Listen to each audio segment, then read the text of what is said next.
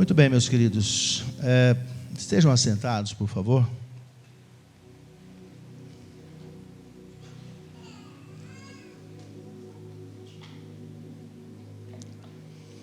Durante esses 12 dias, nós estaremos trazendo palavras que tem a ver com o número 12. Não é por crendice, por superstição, não.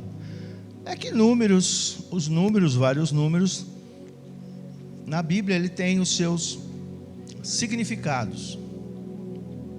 E nós precisamos atentar para isso.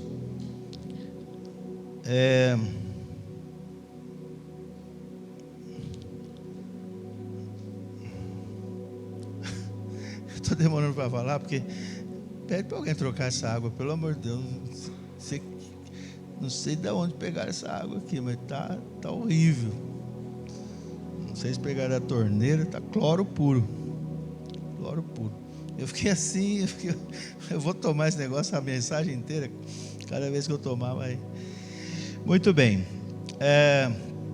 Então o número 12, assim como o número 7, como o número 6. O número 6 é o número do homem. Por quê? Porque o homem foi feito no sexto dia. O número 7, ele é o número divino, é o número de Deus, porque ele é superior ao homem. É o número 6, né? Superior. No sétimo dia o Senhor descansou, santificou o sétimo dia. Enfim, o pessoal fala que 7 é conta de mentiroso, né? Mas não é não. Na Bíblia ele representa a divindade, né? Tanto que, por que a besta vai ser 666, né? 666. Porque é a trindade maligna, né? Abaixo de Deus, né? Então o número 12 na Bíblia, ele é frequentemente usado para simbolizar a perfeição divina e a plenitude. Hoje usa-se uma palavra chique, completude, né? Ou seja, ele é um número que mostra que algo está completo. Por exemplo, um ano só vai se completar se tiver 12 meses, né? Você faz um contrato para 12 meses. Se 10 meses você furar alguma coisa, você não cumpriu o contrato. Então, o ano são 12 meses. O dia são 24 horas, mas são 2 períodos de 12. 2 períodos de 12 horas. Geralmente nós, né? Das 6 da manhã às 6 da tarde, das 6 da tarde às 6 da manhã. É assim que nós contabilizamos, né? Então, o 12 tem essa representação de ser algo divino e completo, né? Pleno. É por isso que tem várias coisas na Bíblia que é 12. E aí alguns até falam assim, isso aí já está forçando um pouco. Não é não. Por exemplo, se você separar o 1 e o 2, 1 mais 2 dá 3. Aponta para a trindade, certo? Então é assim, esse pessoal, os numerólogos, eles trabalham assim, eles fazem essas coisas, só que no caso deles é em cima de crendices, em cima de coisas ligadas à idolatria, à feitiçaria, mas nós falamos de acordo com a palavra. Muito bem, hoje eu quero falar sobre as 12 fontes de Elim. Então vou ler o texto para você entender. Êxodo capítulo 15, do verso 23 ao 27, diz assim: Então chegaram a Mara, mas não puderam beber das águas de lá, porque eram amargas. Até eu acho que a água que me deram era de Mara. Acho que eu estava de brincadeira.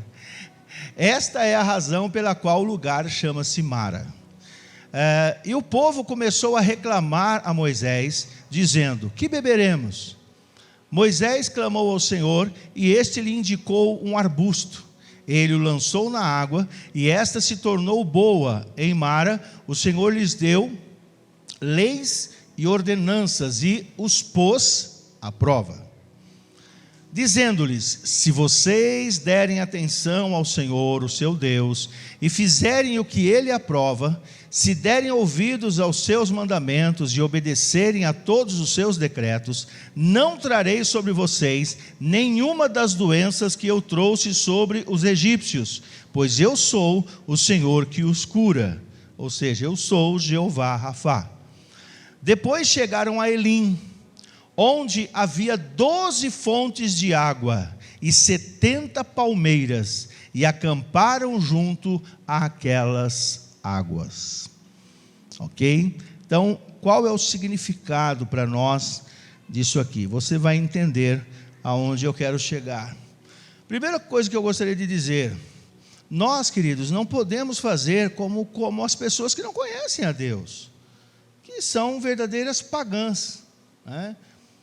A pessoa pula não sei quantas ondinhas, 7 ondinhas, na virada do ano. Outro se veste de branco, outro joga flores no mar. E depois vão para a gandaia. Vão para o sexo fora do casamento, vão para as mentiras, para os roubos. E nós não podemos fazer como eles. Às vezes não fazemos tão como eles, mas não vai pensar que você fazer essa campanha de 12 dias está tudo certo. Por quê? Porque Deus, Ele não quer cerimônias, Deus quer relacionamento, amém? Nós cantamos sobre isso.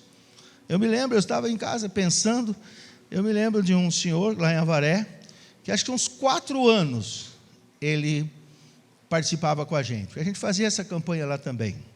E quando acabava, ele chegava em mim, ele não era membro da igreja, ele era tio de uma pessoa da igreja. Mas nesses 4 anos ele ia os 12 dias. E ele acabava o 12º dia, ele chegava: ó, pastor, cumpri os 12 dias, hein? Não faltei um. Só que depois sumia da igreja. Os outros 350 e poucos dias, ele não aparecia na igreja, e era uma pessoa que bebia, fumava e outras coisas mais. Não é? Um dia eu falei para ele, meu irmão, desculpa, passou 1 ano, deixei quieto, passou outro, terceiro, eu falei: se eu não falar nada para ele, Deus vai cobrar de mim. Eu falei: meu irmão, amém, glória a Deus que você cumpriu os 12 dias, mas não é isso que Deus quer de você, não é só isso que Deus quer de você. Deus quer ter um relacionamento com você, percebe? Então às vezes as pessoas, como eu falei, vou quebrar a corrente, não vamos levar para esse lado. Essa palavra aqui, irmãos, eu coloquei ela como primeira, porque eu acho que ela é fundamental para as outras.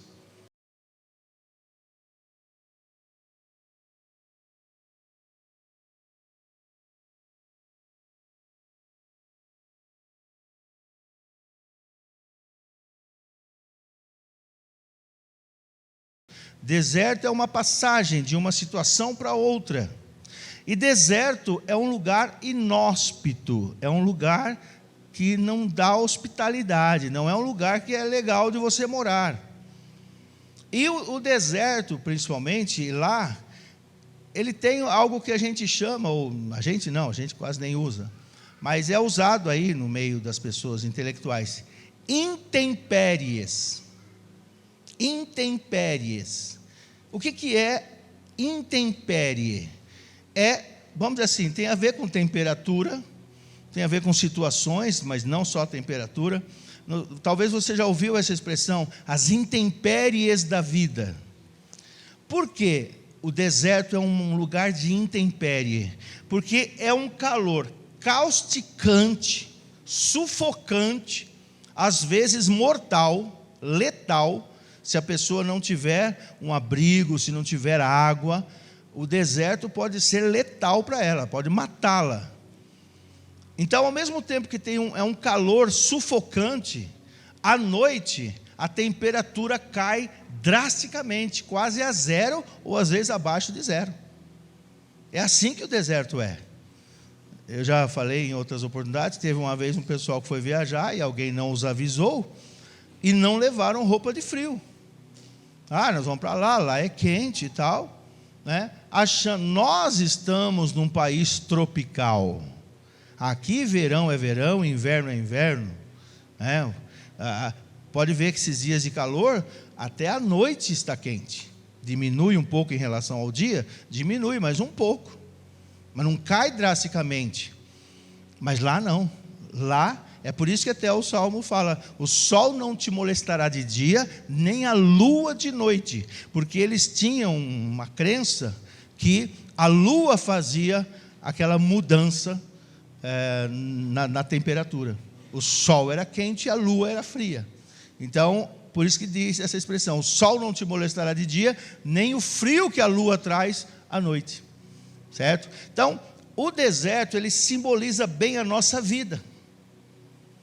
Porque a nossa vida é cheia de intempéries. Tem dia que você está bem. Tem dia que dá tudo certo. Você chega de noite, ao se deitar, você só louva a Deus por tanta coisa boa que aconteceu naquele dia. De repente, no dia seguinte, já não é isso. No dia seguinte já vem uma notícia ruim, já acontece alguma coisa ruim. Ou se não, num dia seguinte, às vezes uma semana você passa bem, na outra nem tanto. Num mês você vai bem, no outro nem tanto. Porque são as intempéries da vida. Tá? Então, é o que eles tinham. Então, deserto, irmãos, é lugar de provação. Escute isso, grave isso, escreva isso. Olha aqui para mim. Só que privação oportuniza provisão. Amém? Privação, às vezes você passa por privação. Deus até permite. Lá em Oséias ele fala, simbolicamente: eu trouxe Israel como uma mulher que se leva ao deserto para cuidar dela. Então, às vezes, nesse ano, você vai passar por momentos difíceis. Mas aprenda isso, que você está tendo uma oportunidade. De repente algo vai faltar, mas é algo momentâneo. Por que momentâneo? Porque Deus vai entrar com a sua provisão, amém? Mas para Ele prover, às vezes tem que faltar. É igual, para a gente contar vitória, tem que ter a luta. Não adianta você querer contar vitórias e não ter luta. Da ontem no curso eu falava sobre isso. Deixa eu ver se virou Elim aqui. Agora virou Elim. De Mara virou Elim. Ontem no curso nós estávamos falando sobre isso, né? Eu comentei. O pastor Cláudio Duarte conta isso. Ele, na época, ele não era famoso. E ele fala que o irmão chegou para ele e falou: pastor, minha vida é muito sem graça. Eu não tenho testemunho nenhum para dar. Não sei, nem sei se eu vou vir mais na igreja, não. Ele falou: irmão, chega aí. Você quer ter testemunho para dar? Eu quero. Senhor, em nome de Jesus, coloca um câncer na vida desse irmão. Aí, misericórdia, pastor, que é isso? Você não quer testemunho? Você não quer ter motivo para agradecer? O câncer vem, aí Deus te cura, e você vai ter testemunho para dar. Não, Deus me livre, quase fez o sinal da cruz. Deus me livre, não quero saber de câncer, não. Eu falei: então, irmão, você falou que não tem o que agradecer? Agradeça a Deus porque você não tem enfermidades. Agradeça a Deus pela tua família. Agradeça a Deus pelo teu trabalho. Então é isso, irmãos. Às vezes as pessoas não entendem. Mas o deserto, ele é um lugar misterioso. Eu já vi algumas reportagens, você deve ter visto também. Ao mesmo tempo que ele esconde muitas coisas, ele revela coisas lindas. Já foram encontradas lugares assim para nadar, em cavernas subterrâneas, que era um deserto. Era um deserto, mas está lá, escondido. Mas quando é revelado, quando é encontrado, é algo maravilhoso. Então, no nosso relacionamento com Deus, às vezes acontece isso também. Há momentos que parece que as coisas estão ocultas, estão escondidas, mas quando são reveladas, são coisas maravilhosas. Por isso que ele diz: clama a mim e responder-te-ei, anunciar-te-ei coisas grandes e firmes que você ainda não sabe. Porque é no deserto que muitas vezes nós oramos mais, não é? Jesus não foi levado ao deserto para ser tentado, assim como Israel. Interessante que esse texto, ele diz o seguinte, que eles passaram por um lugar chamado Mara. Na verdade, esse nome foi dado porque Mara significa amargo. Eles estavam no deserto, de repente encontraram água, ficaram todos contentes. Mas quando foram beber, a água era amarga. Algum revertério houve ali na natureza que deixou aquela água amarga. Talvez existisse algum tipo de minério subterrâneo, escondido, que estava amargando aquela água. E eles murmuram. E aí Deus diz para Moisés: Moisés, pega um arbusto, um tronco de uma árvore, joga lá. Um galho de árvore, joga lá. Você sabe que árvore, ela tem um sentido de vida, né? Ela tem um sentido de vida. Por isso que a Bíblia fala sobre a árvore da vida. E aqui, o que Deus quis fazer através disso? Um arbusto, um galho tirado, ele já se deslocou do tronco. Então ele não teria vida. Mas Deus estava mostrando: eu sou capaz de trazer vida da onde não tem vida. E ao jogar ali, a água ficou boa. E eles beberam. E logo depois, então, eles vão para Elim, mais ou menos uns 100 quilômetros de distância. Eles caminharam. É interessante isso, irmãos. Eu quero que você entenda. Para alguns de nós, quem sabe para todos que seja, mas eu não gosto de trazer palavra que de repente iludir, não é isso. A ideia aqui é trazer palavra da verdade. Mas assim, uma coisa que veio ao meu coração nesse texto, porque Deus, ele transformou. Mara mostra que Deus é capaz de transformar uma situação amarga em algo doce. Só que assim, o que Deus pôs no meu coração para falar para você, isso é uma situação, mas tem que ser atípica. Ou seja, não é isso que Deus quer. Deus não quer ficar transformando situações amargas em doce. Em que sentido? Ele não quer que você viva assim, toda hora ele tendo que intervir. Ele quer te dar já coisas boas, sem precisar ser transformado. Amém? Está entendendo? Porque é legal, transformou. Mas, sabe, é aquela coisa que tem que estar havendo uma intervenção. Toda hora, toda hora. Essa palavra é nesse sentido, queridos. Não é você ficar toda hora sofrendo durante o ano 2024. É você já, sabe, não precisa muito de Mara. Mara vai ser uma hora ou outra, aqui ou ali. Aonde Deus quer te levar chama-se Elim, que significa descanso, refrigério, restauração. Sabe? É legal você, sabe? Deus não quer, Ele quer transformar o nosso casamento, o seu casamento, Ele quer transformar, mas não é aquela coisa, dá uma transformadinha, passa uns 6 meses, está bem, daqui a pouco começa tudo de novo, aí tem que intervir de novo, joga tronco de novo, as suas finanças, vai uns 3, 4 meses, vai bem, daqui a pouco começa a entornar o caldo de novo. Então, sabe, Deus não quer, sabe, Mara é um momento só, é uma passagem, porque Deus quer te levar para Elim, porque Mara tinha uma fonte, Deus levou Israel para 12 fontes, por quê? Tinha 12 tribos, uma fonte para cada uma. Aplauda ao Senhor e glorifique o seu nome. Uma fonte para cada uma. A provisão de Deus, ela é nesse sentido, sabe? Então, Mara mostra que Deus pode transformar. Agora, Elim me mostra que Deus é capaz de fazer bosque no deserto. É isso mesmo. Porque tinha 12 fontes e 70 palmeiras. E nenhuma tinha mundial. Eu não perco, filho, eu não deixo passar. Não tinha, elas não tinham mundial, porque naquela época não existia. Brincadeira, deixa para lá esse negócio de mundial. Porque eu vou falar muito Palmeira agora. Viu? Mas é outro Palmeira, não tem nada a ver com o time, tá? Os corintianos ficam tranquilos aí. Muito bem, mas você vê que coisa linda, gente. Imagina a visão deles. Depois de sair de Mara, andar um tantão, e quando eles olham, porque uma das coisas que deserto causa, a falta de água, né, a desidratação, observa, É bem interessante isso, é outro xiste aqui de Deus, né? Xiste era a coisa dos trapalhões, né? É aquele toque de Deus. Caminharam 3 dias e acharam água. Por quê? É o quanto o corpo humano suporta sem água. Eu já falei, né? É a realidade dos 3. A causa mortes relativa a 3.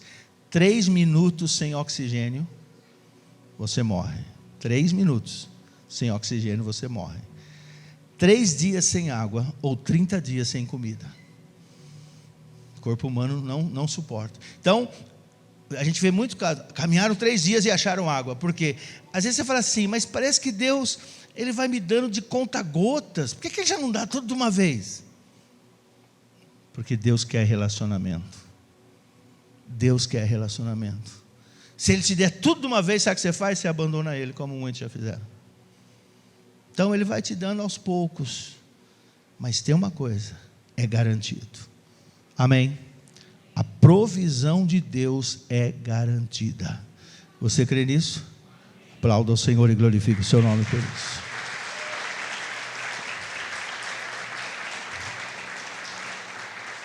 Elim é lugar de refrigério.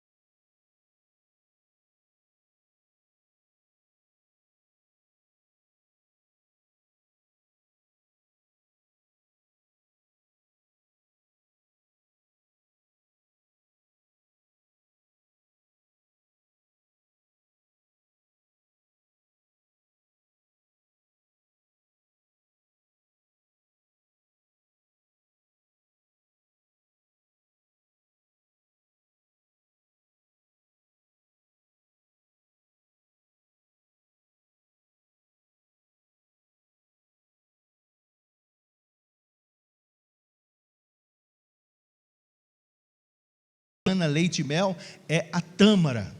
Nós tivemos a oportunidade de trazer doce de tâmara quando fomos lá. Inclusive, acabou em poucos dias. O pessoal acabou com tudo. Fizemos algumas caixas. É muito doce. É muito doce. Então, observe. Deus tira eles de um lugar que para a água ficar boa teve que fazer um milagre. Mas agora traz para um lugar de fontes, 12 fontes. Daqui a pouco eu vou explicar isso aqui. E não só fontes, tinha tamareira. Outra coisa, as palmas, né, os ramos das palmeiras eram usadas para os camelos, eram usados para os animais também. Então houve ali, queridos, uma provisão de Deus em todos os sentidos. Havia água, havia o que comer, havia sombra, havia cuidado para os animais, no deserto. Agora aqui vai o mistério, que é o âmago dessa palavra. Por isso que eu falei que ela é fundamental. A palavra Elim, também Eilim, também Eilimá, tem a ver com Elohim. Tem a ver com o nome de Deus. Há uma ligação dessas palavras. Elim, Eilim, Eilimá.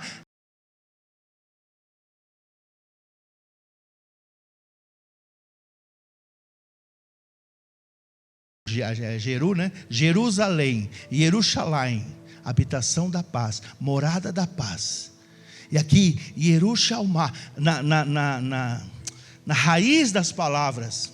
Então, o que significa isso? E é isso que eu quero que você, se você entender isso, o seu ano vai ser muito abençoado. Elim, no seu contexto hebraico dessa palavra, significa morar em Deus. Não é morar com Deus, é morar em Deus, é estar nele.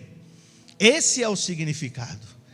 Então, meus queridos, não adianta a gente ficar com ritual, com cerimônia, com um monte de coisa, se nós não entendermos isso. O Senhor está dizendo: ei, eu sou o teu descanso. Você tem que estar em mim, ligado em mim. Temos que estar nele, morando nele. Não é morando com ele, porque tem pessoas que moram juntas e não se conversam. Tem casal que mora junto, mas não dorme junto. Tem casal que tem um casamento de fachada, eles moram debaixo do mesmo teto, mas não vivem conjugalmente. Tem ou não tem? Silêncio constrangedor. Então quer dizer, não há comunhão. Então não é morar com, é morar em, é habitar nele. E é aquilo que Jesus diz. Isso aqui é Antigo Testamento, mas Jesus diz: se vós estiverdes em mim, e as minhas palavras estiverem em vós, dareis muito fruto. Está entendendo? Se você quer um ano diferente, você diz: a gente faz campanha, eu venho na igreja, eu não estou vendo mudança, porque você está morando com Deus, mas Deus quer que você more em Deus, você habite nele, que haja realmente, como eu falei, esse relacionamento. E algo que Deus falou muito forte ao meu coração: tem gente que vem para a igreja e continua vivendo para si. Paulo fala muito isso, os apóstolos, para nós não vivermos mais para nós. Jesus diz isso.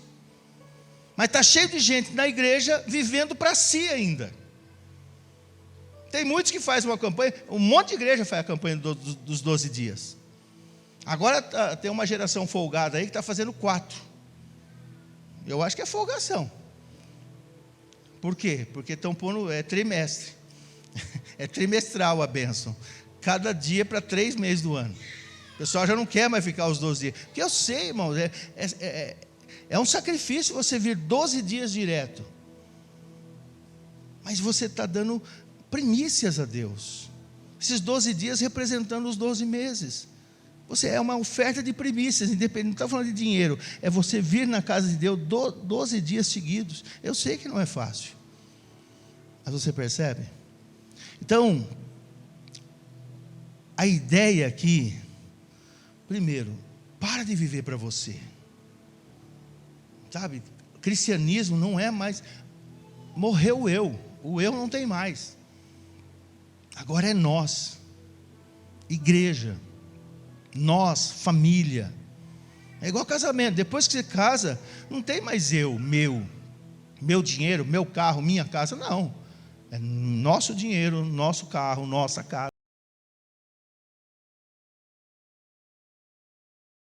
Separando, vai ser complicado entender a unidade do casamento. Porque casamento é morte do eu. Quer viver o eu, fica solteiro. Porque a partir do momento que você casa, não tem mais eu, é nós. Não tem mais meu, é nosso. E a mesma coisa na igreja. Mas tem gente dentro da igreja ainda vivendo para si. Se não me abençoar, eu saio, eu vou embora da igreja. Se não der a bênção que eu quero, estou fora. Está vivendo para si. Então, nós não podemos viver para nós. Nós não podemos viver para Deus somente. Escute isso, é aquilo que eu acabei de falar. Eu vou falar em outras palavras. Não viva para Deus, viva em Deus. Porque você pode viver para Deus ainda você fazendo do seu jeito. Você está fazendo para Deus, mas você não tem que fazer para Deus. Você tem que fazer em Deus. É Ele fazendo as coisas através de você. Amém? Paulo diz isso. Agora, a vida que eu agora vivo, vivo-a na fé do Filho de Deus, que não sou mais eu quem vive, é Cristo que vive em mim. Isso está no Antigo Testamento e está no Novo também, gente. Enquanto nós não entendermos esse princípio, a nossa vida vai ser complicada, porque ela já é complicada. A vida em si é difícil, como eu falei, as intempéries. Assim, eu não quero atacar ninguém, não é, eu sei que essas partes psicológicas são muito tênues, muito sutis. Mas, irmãos, eu falo para você, alguns casos de depressão, de ansiedade, é falta de Deus na vida, inclusive de crente. Inclusive de crente. Porque é aquilo que eu falei, não está vivendo em Deus. Não são todos. Porque às vezes a pessoa passa por dificuldades.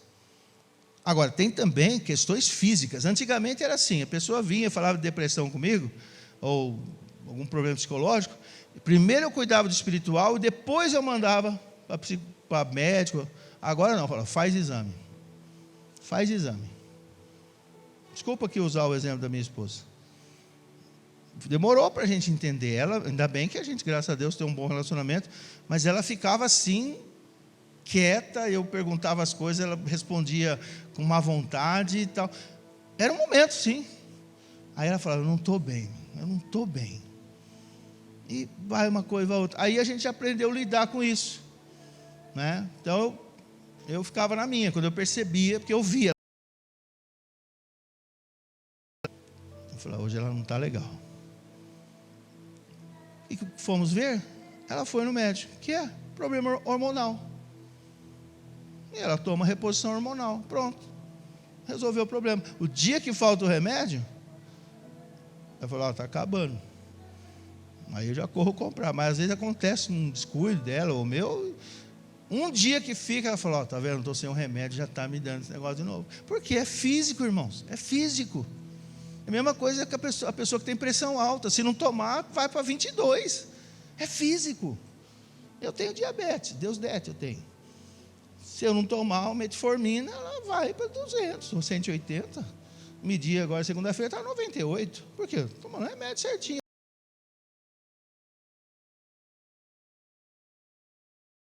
Já pedi para Deus me curar, estou buscando ainda, mas não sei se eu vou ser curado. Enquanto eu não for, vou tomar remédio. Se eu não tomar remédio, pronto, a minha glicemia sobe. E olha que eu me cuido, eu não como doce. De vez em quando eu conto as mentirinhas. Não, mas eu como um pouquinho doce. A Larissa fica só olhando para mim assim. Vocês estão entendendo? Hoje é assim, a pessoa está com depressão, vai no médico. Vai ver se não é físico isso.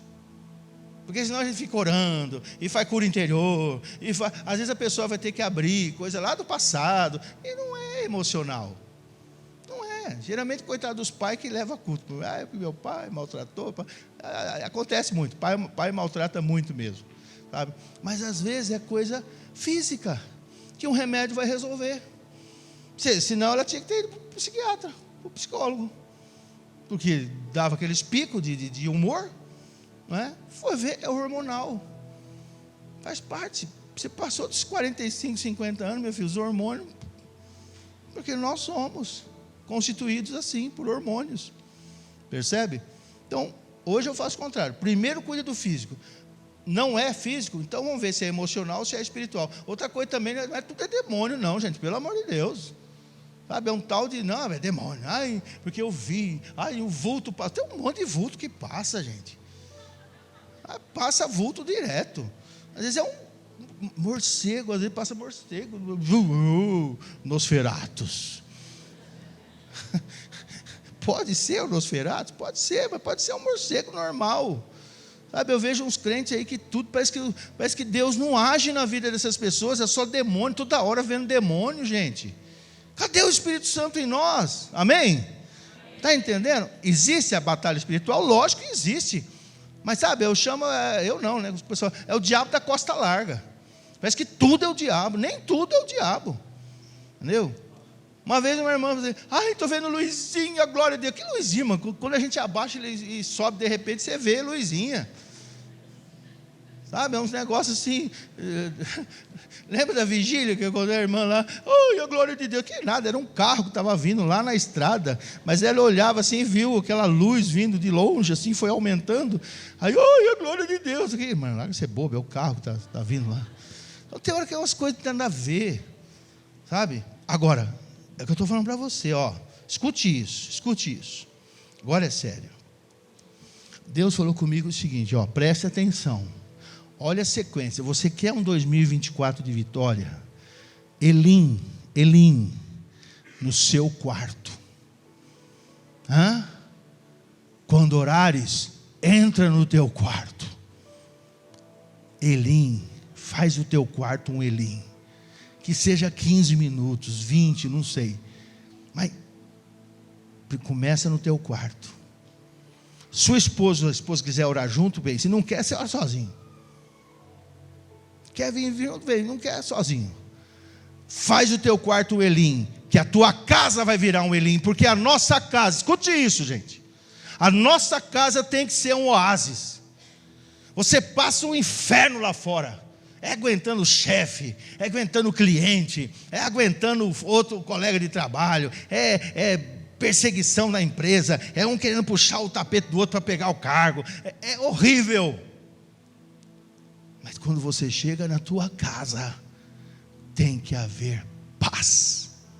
Não pode ser outro inferno, porque não tem ser humano que aguenta, gente. Por que às vezes sua casa não é um Elim? Porque não tem quarto de Elim.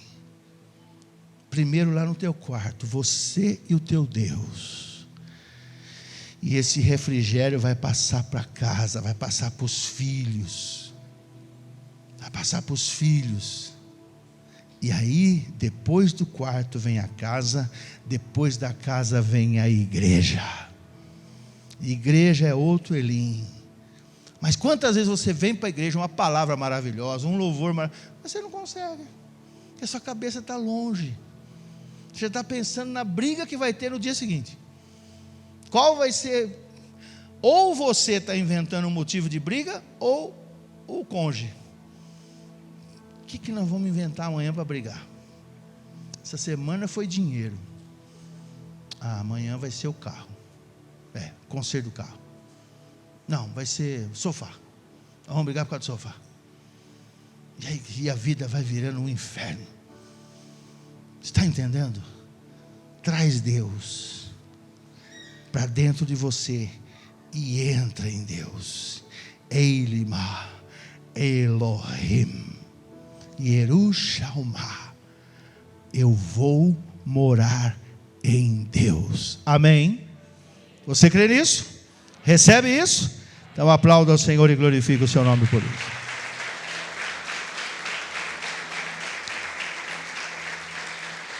Deixa eu te falar uma coisa.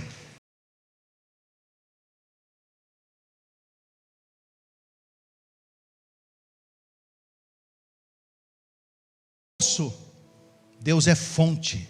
Porque o poço pode se secar, mas a fonte nunca se seca. E é um mistério, gente. Fonte é um mistério. Como pode ter 12 fontes no deserto? Da onde veio essa água? É lógico que é lá dos lençóis. Mas como? Mas vem. Não vamos cometer o mesmo erro de Israel. Olha o erro de Israel. Coloca por favor Jeremias 2:2. Vá proclamar aos ouvidos de Jerusalém.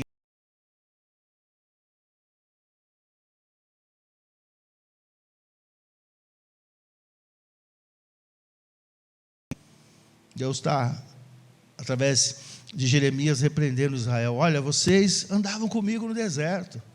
Mas olha o versículo 13. O meu povo cometeu 2 crimes. Olha, não é nem erro, é crime. Eles me abandonaram, a mim, a fonte de água viva, e cavaram as suas próprias cisternas, cisternas rachadas, que não retêm água. Tudo isso que eu falei até agora é isso que muitos crentes estão vivendo. Não está bebendo da fonte, está bebendo das suas próprias cisternas rachadas, que uma hora a água vai acabar. Porque poço é diferente de fonte. Deus não é um poço de águas, Deus é uma fonte de águas.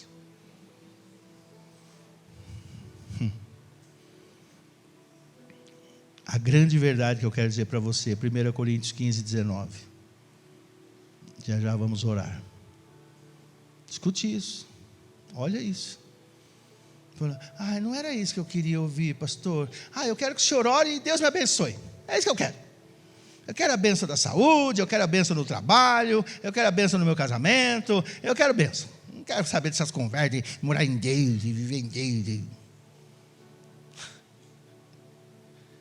Se é somente para esta vida que temos esperança em Cristo, somos, de todos os homens, os mais dignos de compaixão. E eu acho esse versículo na NVI muito levinho, porque na outra versão, revista e corrigida, diz: se é só em Cristo, se esperamos em Cristo só nesta vida, somos os mais miseráveis de todos os homens. Ou seja, se eu quero Cristo só para as bênçãos terrenas, eu sou um miserável. É isso que a Bíblia está dizendo, e é isso que eu estou dizendo para você. É por isso, irmãos, falo sem medo, que às vezes a gente não cresce tanto. Porque se eu trouxesse aqui, desculpa a minha arrogância, de vez em quando eu sou arrogante, soberbo, me deixa eu ser. Quando eu quiser eu vou ser humilde. Eu falo assim, porque pelo menos, talvez é culpa de vocês mesmo, e de outros irmãos aí, que fica falando que eu me expresso bem, que eu falo bem e tal. Então aí eu me acho, né? Acho que eu falo bem. Então, se eu quisesse fazer um coaching aqui com vocês, olha, mas dessa parte eu ia saber fazer, viu?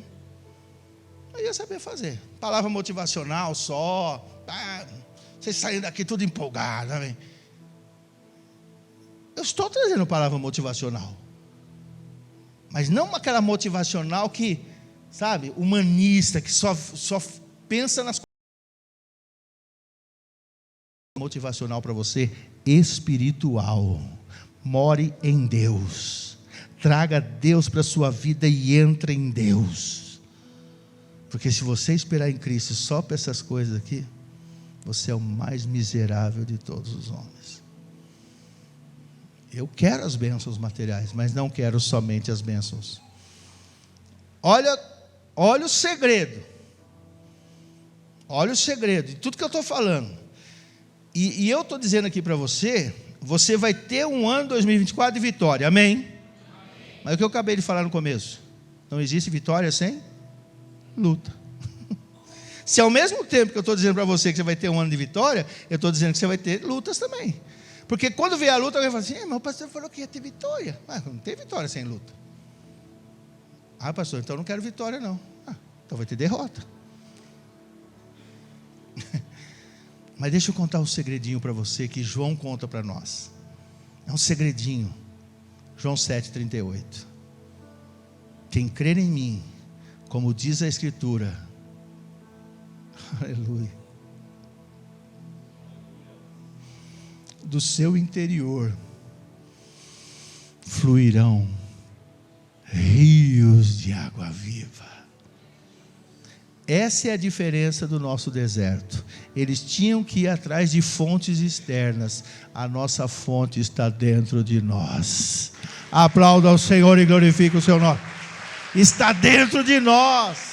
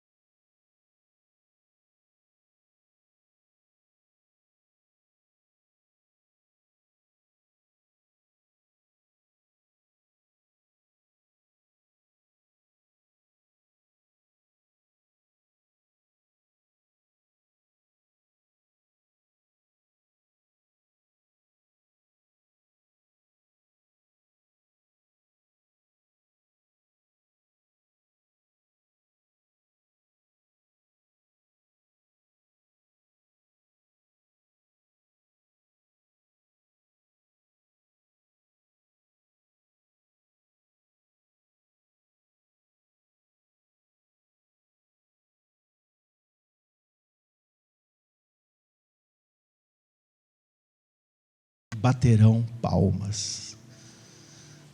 Sabia que as palmas vieram das árvores? Porque quando bate o vento, parece que elas estão batendo palmas. E no caso são as palmeiras, que quem tem palmas são as palmeiras. O palmito vem da onde? Das palmeiras. Os tipos de palmeiras. Então, conforme o vento faz uma folha bater na outra, então é como se elas estivessem aplaudindo a Deus. As árvores do campo batem palmas. Sabe por que a Assembleia de Deus e outras igrejas proibiam palmas? Eles falavam que era do diabo. Porque os povos pagãos, eles entendiam ou pensavam que bater palmas atraía os deuses. Então era uma coisa, entre aspas, pagã. Mas esse paganismo vem lá de longe.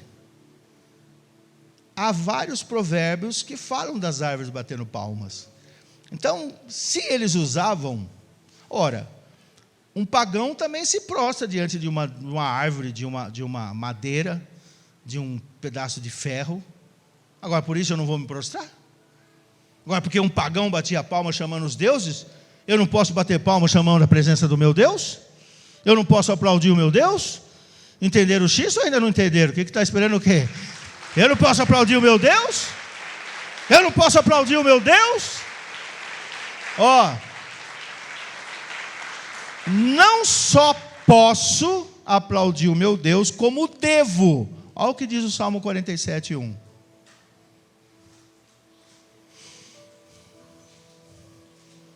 Batam palmas, vocês, todos os povos, aclamem a Deus com cantos de alegria.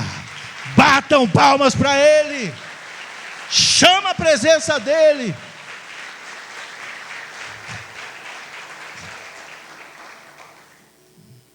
Apocalipse 7:9. Respondeu: depois disso olhei, e diante de mim estava uma grande multidão que ninguém podia contar, de todas as nações, tribos, povos e línguas, em pé, diante do trono e do Cordeiro, com vestes brancas e segurando palmas em suas mãos. Deus levou eles para a fonte de águas vivas, num lugar onde havia árvores que simbolizam a adoração. Quer um 2024 de vitórias? Adore, adore, adore, adore. Em todas as circunstâncias, adore.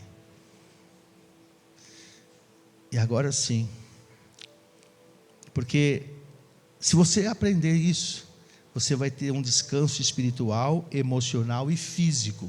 Sabe esses problemas físicos que você tem? Está nas emoções. E sabe onde o problema das emoções? Está no espiritual. Então, quarto, casa, igreja. Espírito, alma e corpo. Em Deus. E olha só, isso é lindo demais. Pode se colocar em pé. Eu quero ler com você em pé. Apocalipse 7. Do 14 ao 17. Respondi: Senhor, tu sabes. E ele disse: esses são os que vieram da grande tribulação, que lavaram as suas vestes e as alvejaram no sangue do Cordeiro. Por isso, eles estão diante do trono de Deus e o servem dia e noite em seu santuário. E aquele que está assentado no trono estenderá sobre eles o seu tabernáculo. Nunca mais terão fome, nunca mais terão sede. Nunca mais terão sede. Não os afligirá o sol, nem qualquer calor abrasador. Pois o Cordeiro que está no centro do trono será o seu pastor.